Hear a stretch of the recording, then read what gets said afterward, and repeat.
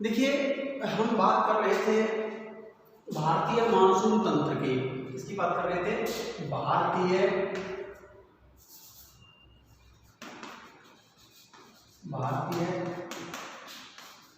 Monsoon तंत्र। देखिए, भारतीय मानसून तंत्र की मैंने आपको कल भी एक क्लास में बहुत सारी संकल्पनाएं बताई थी।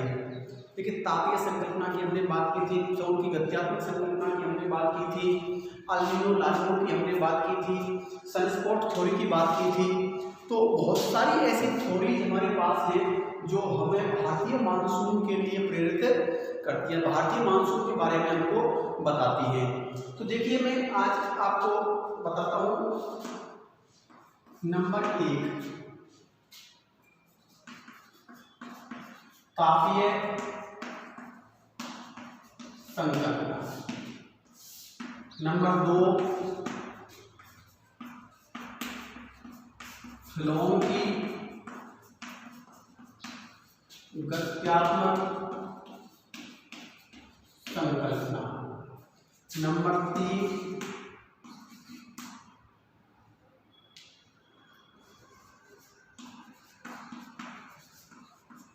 अल्निनो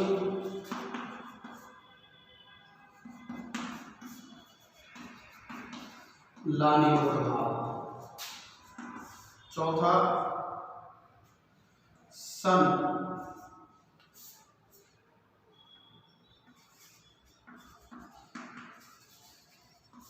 सनस्पॉट थ्योरी, यानी कि सूर्य धब्बा सिद्धांत, सूर्य धब्बा सिद्धांत। और लास्ट अपना है जेट स्ट्रीम,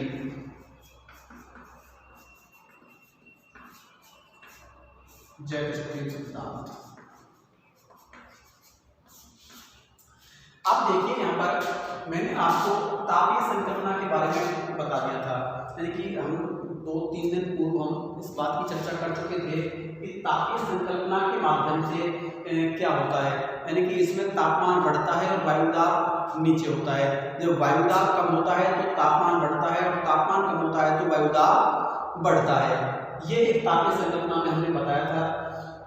यहाँ पर जल समीर और स्थल समीर की भी हमने व्याख्या की थी। जल समीर और स्थल समीर, यानी जल समीर वो होती है जो जल से स्थल की ओर चलती है, और स्थल समीर वो होती है जो स्थल से जल की ओर चलती है। तो ये इनका चलना भी इस तापीय संकल्पना पर ही निर्भर करता है, क्योंकि तापीय संकल्पना के माध्यम से ही जल समीर और स्थल समीर चलती है। अगली बात करते हैं फ्लोम की गत्यात्मक संकल्पना की। फ्लोम कहता है कि तापीय संकल्पना में कुछ चीजें कम हैं, कुछ चीजें यहाँ पर अधूरी हैं, तो इनकी पूर्ति के लिए हम लोगों ने कुछ चीजों को बताया, नई चीजें बताई फ्लोम ने। और फ्लोम ने नई चीजें बताकर एक सिद्धांत दिया जिसे गत्यात्मक सिद्धांत कहा जाता है। गत्यात्मक मतलब चलता फिरता सिद्धांत। इस सिद्धांत में गति होती है।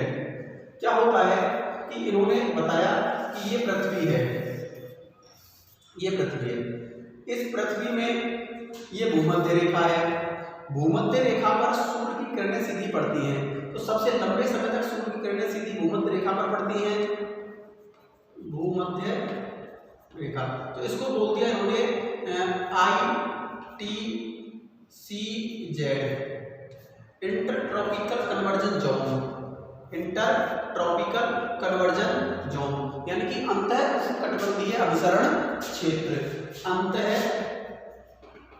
उष्णकटिबंधीय अभिसरण क्षेत्र, अंतः उष्णकटिबंधीय अभिसरण क्षेत्र की यहाँ पर कल्पना की है हमने। अब हम बात करते हैं कर्क रेखा की। अब क्या होता है कि जब सूर्य की किरणें उत्तर की ओर जाती हैं, यानी सूर्य उत्तरायण होता है 21 जून, जब सूर्य उत्तरायण होता है तो ये जो निम्न दाब का केंद्र यहाँ बना था, ये निम्न दाब का केंद्र ऊपर की तरफ खिसका है। और ये केंद्र जब यहाँ सूर्य की सीधी पड़ रही थी तब भी अनुमंडलाकार केंद्र बन सकता था, लेकिन जब सूर्य ऊपर ही जा रहा है तो निश्चित रूप से इसकी गति और ऊपर तक जाएगी। तो निम्नदाकार केंद्र ऊपर की तरफ खिसकेगा उत्तरायण के दौरान, और जब सूर्य दक्षिणायन होगा, यहाँ मकर रेखा पर होगा, ये मकर रेखा, ये कर्क रेखा, तो जब मकर रेखा पर होगा तो ये दक्षिणायन होगा। तो ये ITCZ है, ये NITCZ और SITCZ, ये दो और बनेंगे। North intertropical conversion zone, north intertropical conversion zone और ITCZ और S मतलब साउथ इंटरट्रॉपिकल कन्वर्जन जोन, यानी कि अंतर उष्णकटिबंधीय अभिसरण क्षेत्र बनेगा। ये नॉर्थ में बनेगा और ये साउथ में बनेगा। तो जब ये गत्यात्मक संकल्पना, तो ब्लूम ने कहा कि जब यहाँ से गति होती है उत्तर की ओर और यहाँ से गति दक्षिणायन होती है, तो दोनों में गति होती है, तो गत्यात्मक संकल्पना है हमारी। मानसून जो उत्पन्न होता है वह मानसून तापीय संकल्पना का प्रभाव नहीं है, किसका प्रभाव है? गत्यात्मक संकल्पना का प्रभाव है। इन्होंने कहा कि गत्यात्मक संकल्पना ही इस चीज के लिए जिम्मेदार होती है, क्योंकि जब ये ऊपर खिसकता है तो वहां पर निम्न दाब बनता है, निम्न दाब बनते ही उस क्षेत्र में जो ये एरिया है भूमध्य रेखा का, यहाँ से मानसूनी पवनें उत्तर की ओर जाती है, और जब वो दक्षिण की ओर खिसकता है यानी कि SITCZ बनता है, तो वो पवनें होती हैं जो उत्तर से दक्षिण की ओर जाती हैं। तो दोनों तरफ पूरे विश्व में एक मानसूनी क्षेत्र बनता है, और इसकी वजह से बनता है, फिलौन की गत्यात्मक संकल्पना की वजह से बनता है। अब हम बात करते हैं अल नीनो और ला नीनो की। अल नीनो और ला नीनो, ये क्या चीज है अल नीनो और ला नीनो? अब इसके बारे में बात करते हैं। यानी कि अल नीनो का मतलब होता है एक चाइल्ड,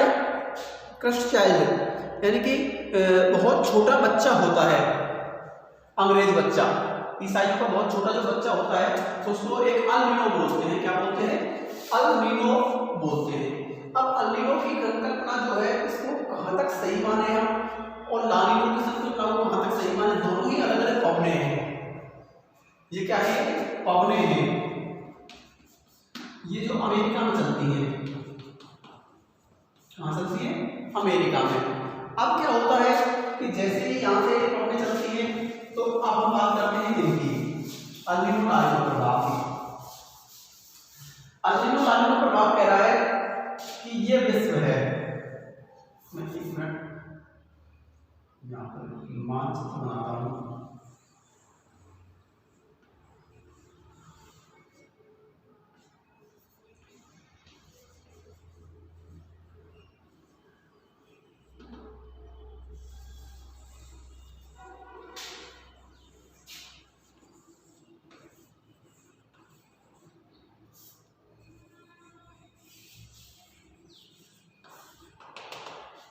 ये अब क्या होता है कि जैसे मान लो ये अमेरिका है, दक्षिण अमेरिका, ये उत्तरी अमेरिका है। अब इस उत्तरी अमेरिका और दक्षिण अमेरिका महाद्वीप, ये पूरा प्रशांत महासागर है।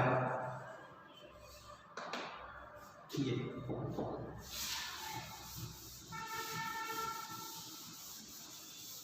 क्या है?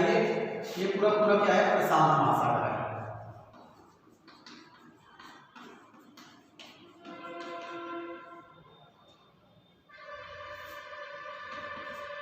प्रशांत महासागर। अब ये जो क्षेत्र बन रहा है, ये एशिया का है। जब इस पृथ्वी को गोल करेंगे तो हमें यहाँ देखने को मिलता है कि ये जो एरिया यहाँ पे इधर गया था, ये बढ़ रहा है, ये ऐसे आएगा और ये ऐसे जापान का एरिया बनेगा। यहाँ पर जापान, यहाँ पर ये मलेशिया, सुमात्रा, बोर्नियो द्वीप, इंडोनेशिया, मलेशिया, इंडोनेशिया, मलेशिया, ये है यहाँ पर। अब क्या होता है कि इस अमेरिका के आसपास एक धारा चलती है अल्बिनो, एक प्रभाव है अल्बिनो का प्रभाव। यहाँ पर ये गर्म जल की धारा है। कौन सी है? गर्म जल की धारा है। अब मान लो ये एक धारा के प्रभाव में बताएंगे हम आपको, ध्यान रखना थोड़ा सा। ये कर्क रेखा है, ये भूमध्य रेखा है, ये भूमध्य रेखा है। अब ये भूमध्य रेखा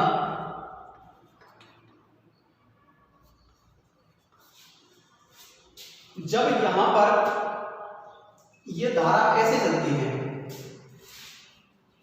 ऐसे, ये उत्तरी विषुवत रेखीय जलधारा है, उत्तरी प्रशांत विषुवत रेखीय जलधारा। ये दक्षिणी प्रशांत विषुवत रेखीय जलधारा है। तो जब ये इधर आएगी धारा, तो ये जब पूरा क्षेत्र बनेगा यहाँ पर अल्बिनो का, जब अल्बिनो क्या है? गर्म धारा। जब अल्बिनो का गर्म जल इधर आएगा, यहाँ ये उत्पन्न होती है, ये इधर जाके उसको ऐसे करके और यहाँ लगे रहेगी इसको पानी को। जब ये गर्म पानी यहाँ आएगा, अब इस बोर्नियो सुमात्रा से टकराता हुआ ये जो प्रशांत महासागर है, प्रशांत महासागर टकराता हुआ इस महासागर तक ये आएगा यहाँ पर। जब यहाँ पर ये धारा बनेगी हिंद महासागर की दक्षिण प्रशांत धारा, तो ये पानी पूरा गर्म होगा। जब पानी पूरा गर्म होगा तो निश्चित रूप से यहाँ वाष्प बनेगी, वाष्प ठंडी पड़ जाएगी। यहाँ देखिए आपको समझाता हूं मैं। अल्बिनो और ला नीलो दो धाराएं हैं। अल्बिनो भारतीय मानसून को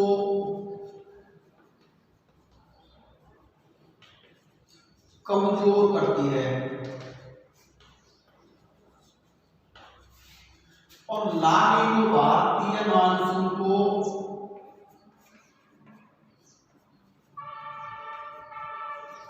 मजबूत करती है।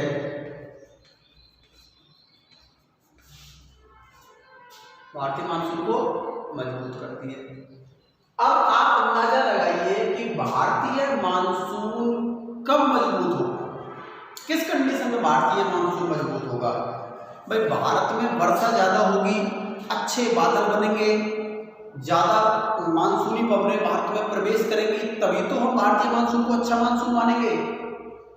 जब भारतीय मानसून में अच्छा होगा, वो कौन सी कंडीशन होगी? जब यहाँ पर वाष्प ज्यादा बनेगी, यहाँ पर वाष्प ज्यादा बनेगी। जब यहाँ वाष्प ज्यादा बनेगी तभी तो वाष्प ज्यादा बनेगी, वाष्प ज्यादा बनेगी तो वाष्प उड़ेगी तो फिर वो जल्दी से जल्दी उत्तर भारत की ओर बढ़ेगी। तो कहने का मतलब ये है कि जब समुद्र में गर्मी होगी तो निश्चित रूप से भारतीय मानसून मजबूत होगा, और जब भारतीय मानसून यहाँ ठंडक रहेगी तो निश्चित रूप से भारतीय मानसून कमजोर होगा। अब समुद्री प्रवाह है, ध्यान से सुनिए। ये प्रशांत महासागर है, ये प्रशांत महासागर। इस प्रशांत महासागर से इस एरिया में ये पवनें बढ़ेंगी, ये ऐसे ऐसे। जब ये इधर बढ़ेगी पवनें पश्चिम की तरफ, अब यहां पर मान लो कोई अल्बिनो धारा उत्पन्न हो गई, ये अल्बिनो गर्म है। अब गर्म है तो यहां पर गर्मी बनेगी, क्या होगा? निम्न दाब होगा, निम्न दाब होगा। तो इधर धारा से पानी जाना बंद हो जाएगा, सॉरी तेज जाएगा, और यहां निम्न दाब होगा। तो उच्च दाब से निम्न दाब क्यों होता है? पानी तो या हवा जो भी है, तो पानी इधर धारा का प्रभाव कम हो जाएगा जाने का। जब यहाँ अल नीनो उत्पन्न हो जाएगी इस तट पर, तो निश्चित रूप से इधर जल का प्रवाह कम हो जाएगा, क्योंकि यहाँ निम्न दाब बनेगा गर्मी से। तो निश्चित रूप से जब इधर कम हो जाएगा तो यहाँ पूरा पूरा हिमालय जहाँ से पवनें उठती हैं हमारे यहाँ पे, ये यहाँ पर जल कम रह जाएगा, कम गर्म होगा जल, तो निश्चित रूप से कुछ जल यहाँ से इधर भी जाएगा। तो यहाँ का सिस्टम गड़बड़ा जाता है। जब गड़बड़ा जाएगा तो निश्चित रूप से मानसून हल्का पड़ जाएगा और भारतीय मानसून में कमजोर की भूमिका निभाएगी कौन सी? El Nino.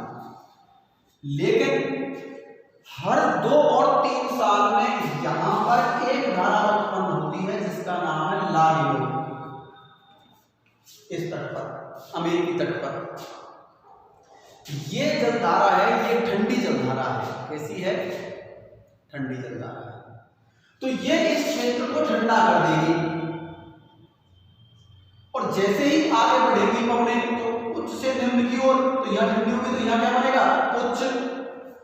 और यहां गर्मी है तो यहां गर्मी है, तो यहां पर निम्न दाब है। तो अब पवनें कहां से जाएंगी? उच्च दाब से निम्न दाब की ओर इधर बढ़ेगी। तो अधिकांश जल अमेरिकी तटों से कहां आ जाता है? एशिया के तटों पर आ जाता है। तो जैसे ही ये इधर से प्रशांत महासागर से आगे बढ़ेगा जल, तो ये बहुत बड़ी एक यहाँ पर प्रभाव नजर आएगा। भारतीय मानसून में बहुत जबरदस्त बादल बनेंगे, अच्छी यहाँ पर एक वर्षा होगी। कहने का मतलब है मानसून की स्थिति मजबूत होगी। कैसी होगी? मानसून की स्थिति मजबूत होगी। तो आगे बढ़ेगी, तो उसका नाम क्या है? ला नीनो। क्या है? ला नीनो। तो ये ला नीनो और अल नीनो दोनों प्रभाव मैंने आपके लिए बता दिए हैं। तो निश्चित रूप से ये क्या है? गर्म, और ये क्या है? ठंडी। तो अल नीनो गर्म और ला नीनो ठंडी। तो ठंडी जलधारा भारतीय मानसून के लिए सक्रिय बनाती है, भारतीय मानसून को मजबूत करती है, जबकि अल नीनो भारतीय मानसून को कमजोर बनाती है।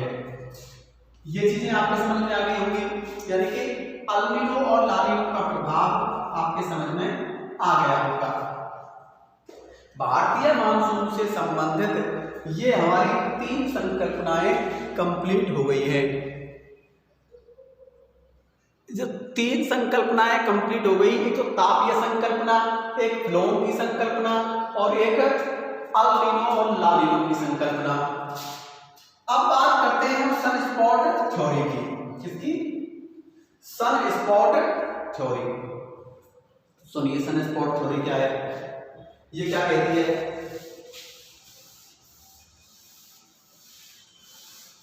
अभी तो कहते हैं भारतीय मानसून 2-3 साल में सक्रिय होता है। हर 2-3 साल बाद यहाँ अकाल पड़ता है।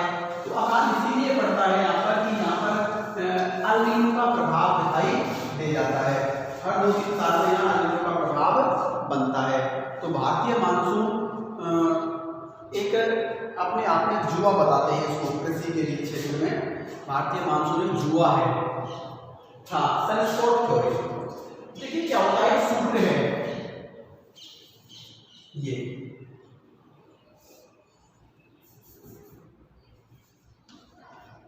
सन,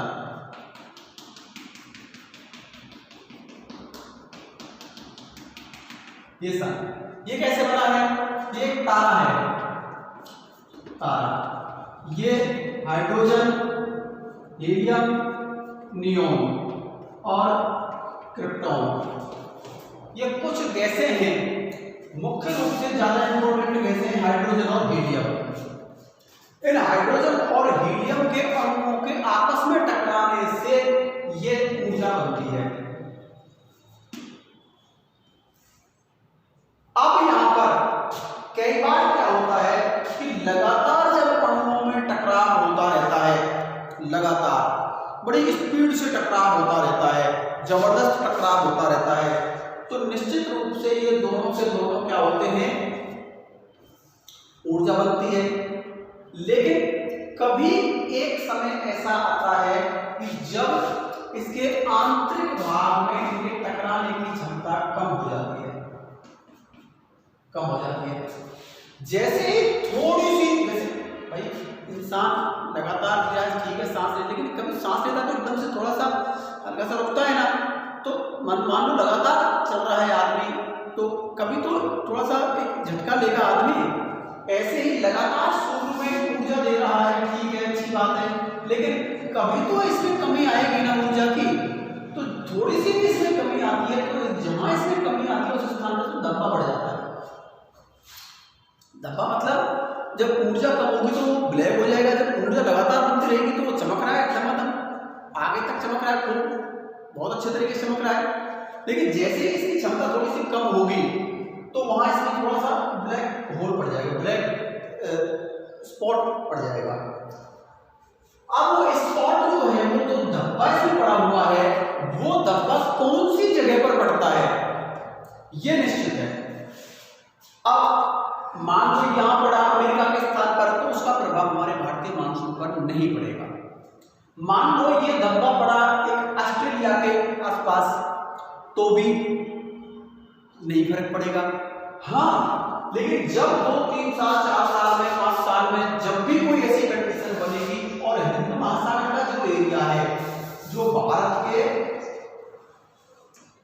दक्षिण वाला ये एरिया है, इस पूरे एरिया में अगर ये धब्बा पड़ता है, इस एरिया वाले स्थान पर जहां उसका प्रकाश पड़ता है सूर्य के ऊपर से यहां पर, तो उस स्थान पर जब पड़ेगा तो निश्चित रूप से ये गर्म कम होगा।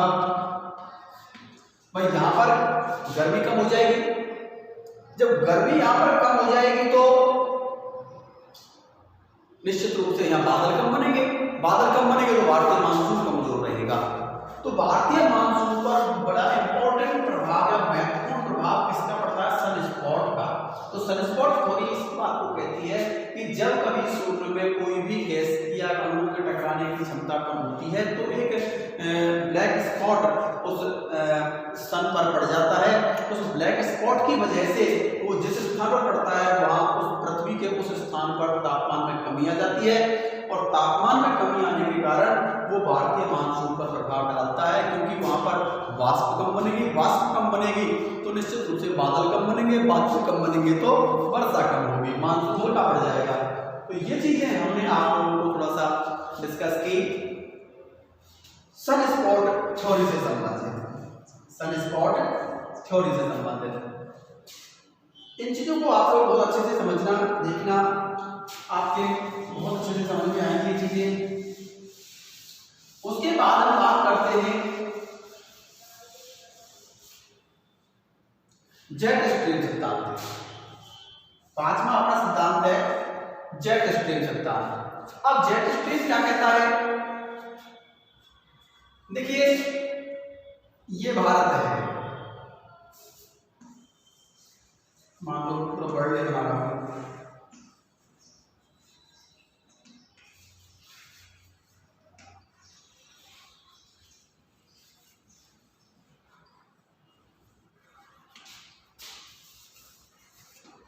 ये बात है।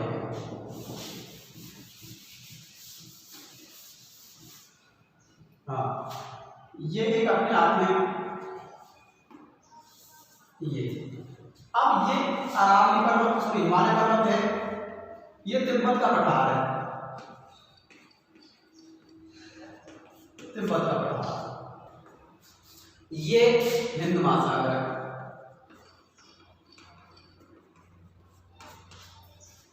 हिंद महासागर है। अब क्या होता है कि जब सूर्य उत्तरायण में होता है, यानी कि कर्क रेखा पर सीधा चमकता है इस दिशा में, तो यहां पर इस पूरे एरिया में निम्नदाब होता है, निम्नदाब होता है। अब ऊपरी वायु संचरण में, धरातल के जो ऊपर का जो वायु संचरण है, उस ऊपरी वायु संचरण में लगभग 14 किलोमीटर की ऊंचाई पर, लगभग 10 से 12-14 किलोमीटर की ऊंचाई पर लगभग 450 किलोमीटर प्रति घंटा की रफ्तार से एक वायु प्रवाहित होती है। पश्चिम से कुछ पवनें आती हैं इधर से,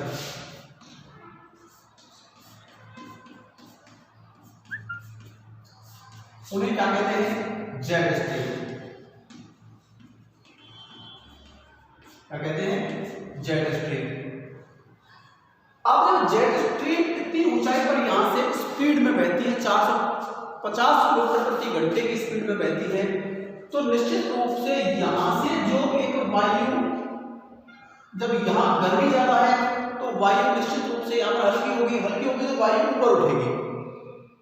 कहां उठेगी?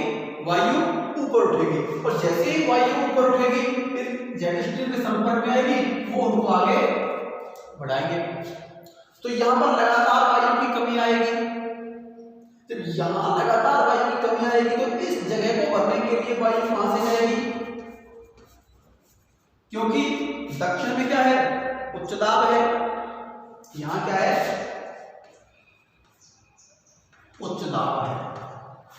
तो यहां से उच्च दाब निम्न दाब की हो जाएगा, ये जा रहा। अब जैसे यहां से उच्च दाब यानी वायु इधर से इधर जाएगी इस स्थान को भरने के लिए, तो ये ऊपर बढ़ेगी, ये आगे बढ़ेगी। अब ऊपरी वायु संचरण में क्या होता है कि अब यहां से जब वायु गई तो इस जगह को भरने के लिए वायु कहां से आएगी? ऊपर से नीचे आएगी, क्योंकि ऊपर दबाव ज्यादा है।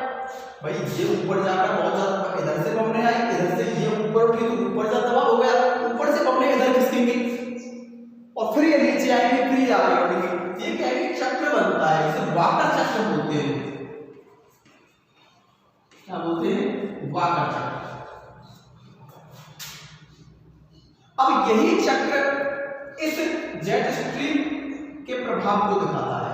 यदि जेट स्ट्रीम नहीं होती तो यहां पर एक प्रभाव इतना नहीं बनता, ये प्रोटीन के संपर्क में नहीं आती, तो ये पवनें इधर नहीं आती, ऊपर का वायु संचरण इधर नहीं आता। तो ये एक ऐसा तंत्र बनता है कि ये तो एक ऊपर गई, फिर ऊपर से ये इधर गई, ये इधर आई और ये इधर गई।